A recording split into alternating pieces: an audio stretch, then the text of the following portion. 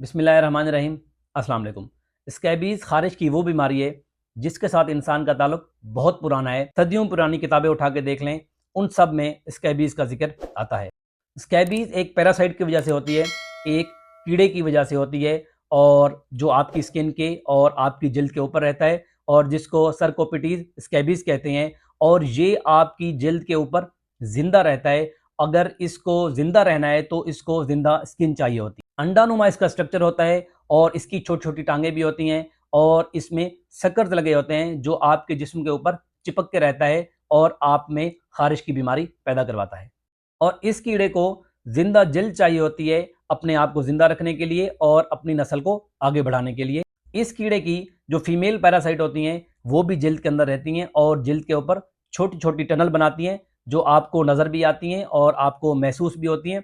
उस टनल के अंदर ये अंडे देते हैं, और उन अंडों से दोबारा कीड़े की आजमाइश होती है, और उसके साथ साथ ये अपनी नस्ल आगे बढ़ाते हैं। ये कीड़ा इंसानी जिस्म या जिंदा जिल्द के बगैर सिर्फ 3 दिन तक जिंदा रह सकता है।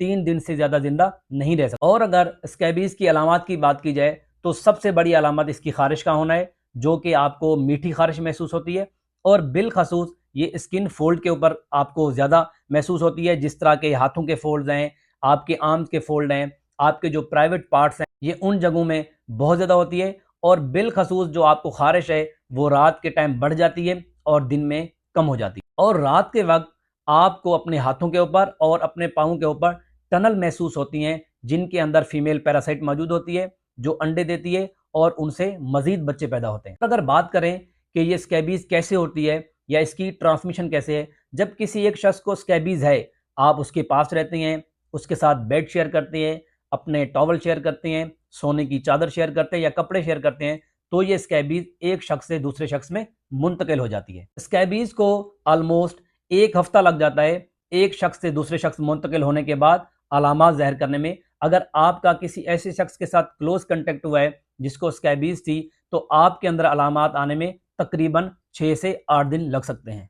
और अगर इसकी तशखीस या इसकी डायग्नोसिस की बात करें तो स्कैबीज़ की जो डायग्नोसिस है वो प्योर क्लिनिकल होती है। इसका मकसद ये है कि आपका डॉक्टर डायग्नोस करेगा कि आपको जो खारिश है वो स्कैबीज़ की वजह से है या किसी और वजह से है, क्योंकि खारिश बहुत वजूहात की वजह से हो सकती है। ये आपका डॉक्टर ही आपको बताएगा कि ये खारिश स्कैबीज़ की वजह से है या नहीं है। लेकिन अगर ये डायग्नोसिस कन्फर्म ना हो रही हो तो आपकी जिल्द का कुछ हिस्सा माइक्रोस्कोप में देखा जाता है, और ये कीड़ा और जो पैरासाइट है वो माइक्रोस्कोप में नजर आता है, और आपकी जो स्कैबीज है इस तरीके से डायग्नोस होती है। और अगर इसके ट्रीटमेंट या इलाज की बात करें तो वो 2 किस्म के होते हैं। एक जो ट्रॉपिकल होता है, जो लोशन जेल और क्रीम इस्तेमाल होती हैं जो आप स्किन के ऊपर लगाते हैं, और दूसरा ओरल मेडिकेशन, मतलब ये कि आप मुंह से गोलियां खाएंगे या दवाई लेंगे। लेकिन क्रीम और लोशन होते हैं वो बहुत ज़्यादा बेहतर होते हैं और बहुत ज़्यादा इफ़ेक्टिव होते हैं। इसमें नंबर 1 जो है वो परमेथ्रिन है, जो कि 5% में आती है, और आपको एडवाइस किया जाता है कि आप अपने जिस्म के ऊपर लगाएं, और बिलखसूस ये आपको रात को लगानी होती है ताकि 7 से 8 घंटे ये आपके जिस्म पे लगी रहे और आपकी जिल्द में मौजूद अंडे, फीमेल पैरासाइट और कीड़े को मुकम्मल तौर पर मार दे। और उसके बाद 1 हफ्ते बाद आपको दोबारा कहा जाता है कि ये लोशन परमेथ्रिन 5% अपने जिस्म के ऊपर लगाएं, ताकि बकिया मौजूद जो अंडे थे या जो पैरासाइट कीड़ा था वो मर जाए, और अगर वो कीड़ा या वो अंडे आपको कपड़ों से दोबारा आपकी जिल्द पर मुंतकिल हुए ताकि वो भी मुकम्मल तौर पर ख़त्म हो जाए। परमेथ्रिन के अलावा एक क्रीम या एक लोशन और भी आता है जिसको क्रोटामेटोन 10% बोलते हैं। ये ज़्यादातर उन लोगों को दी जाती है जिनको परमेथ्रिन से एलर्जी होती है या परमेथ्रिन सेंसिटिव होते हैं, लेकिन इसका इफेक्ट परमेथ्रिन से थोड़ा कम होता है। दूसरे नंबर के ऊपर आती है ओरल मेडिकेशन, जो कि टैबलेट एवरमेक्टिन के नाम से आती हैं, जो 12 mg एडल्ट के लिए होती हैं और 6 mg बच्चों के लिए होते हैं। लेकिन आपका डॉक्टर डिसाइड करेगा कि आपको कौन सा लोशन या कौन सी ओरल मेडिकेशन इस्तेमाल करनी है। लिहाजा अगर आपको इस तरह की खारिश है तो आपने डॉक्टर के पास लाजमी जाना है, उससे लाजमी ओपिनियन और मशवरा करना है।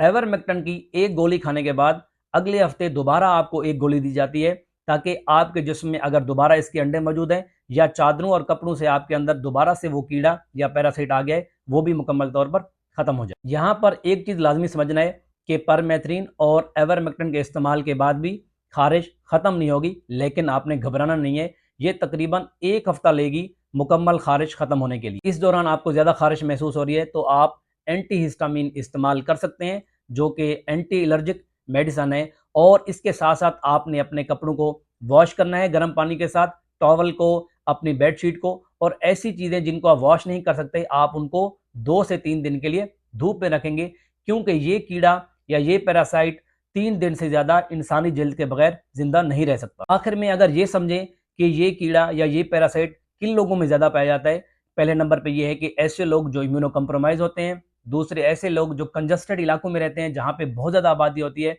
तीसरा जो हॉस्टल्स के लड़के होते हैं या लड़कियाँ होती हैं जो इकट्ठे रह रहे होते हैं और एक दूसरे के कपड़े और चादर और टॉवल इस्तेमाल कर रहे हैं, और आखिर में जो गरीब ममालिक हैं उनके अंदर स्कैबीज़ का रेशो बहुत ज़्यादा है अमीर ममालिक के निस्बत। इस वीडियो के लिए इतना ही।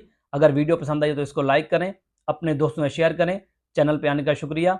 मिलते हैं अगली वीडियो में एक नए टॉपिक के साथ। मुझे इजाज़त दें। अल्लाह हाफ़िज़।